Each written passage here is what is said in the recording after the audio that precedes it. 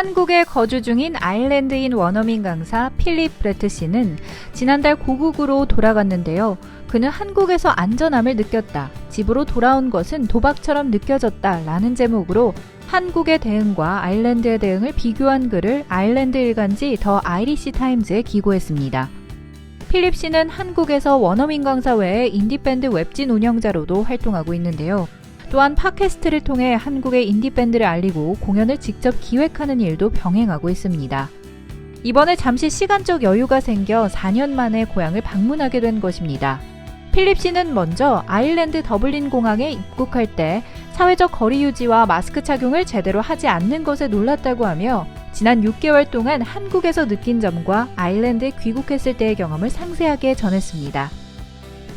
그는 내가 한국에서 보낸 지난 6개월은 매일 비상알람과 마스크로 롤러코스터를 타는 기분이었다. 초기 대응이 효과적이었던 반면 숫자는 급증했고 내가 일하고 있는 곳에 확진자가 방문하는 바람에 나는 집에서 3월 한 달을 보내야 했다고 전했습니다. 그는 이어 부산은 인구가 350만 명에 육박하는 국내 2위의 도시지만 내가 떠날 때 확인된 사례는 157건, 사망자는 3건에 불과했다고 하며 한국에 있는 동안 아일랜드의 초기 대응을 보니 한국에 있는 것이 안전하다는 생각이 들었다. 한국 인구의 12분의 1인 아일랜드는 한국보다 1만 1천 명이 더 발생했고 1,500명이 더 사망했다고 이야기했습니다. 지난 7월 5일 출국한 필립 씨는 한국에서 아일랜드로 가는 여정을 전했는데요. 인천공항에서의 보안검사는 체온 측정과 손세척으로 시작했다. 항공사 직원들은 내가 도하행과 더블린행 비행기를 타는 동안 착용할 안면 가리개를 나눠주었다. 마스크, 손세정제, 라텍스 장갑 등이 모두 비행기 안에 비치되어 있었다.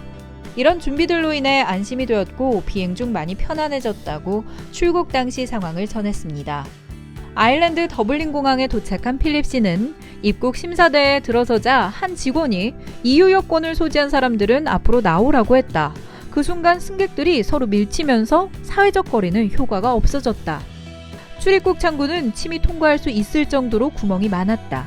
처음에는 여기만 그렇겠지, 내가 과민하게 반응하는 거겠지 라고 생각했다고 하며 한국에서부터 마스크를 착용한 나는 짐 찾는 곳을 빠져나가자마자 마스크를 착용하지 않은 사람들을 바로 발견했다. 가족과 친구들이 모여 포옹을 하며 귀국하는 사람들을 환영했다. 아일랜드의 안전조치에 대한 나의 모든 우려가 눈앞에 펼쳐졌다고 전했습니다. 필립 씨가 귀국할 당시에는 2주간의 격리 기간을 가져야 했는데요. 그는 검역 양식이 종이에서 디지털로 바뀐 것은 환영할 만한 업그레이드라고 생각하지만 나는 여전히 허위 정보를 제출하는 것이 쉽다고 생각한다. 추적 앱은 2주 동안 내 위치에 대해 더 이상의 연락이나 후속 조치가 없었다고 하며 한국과 비교를 했는데요.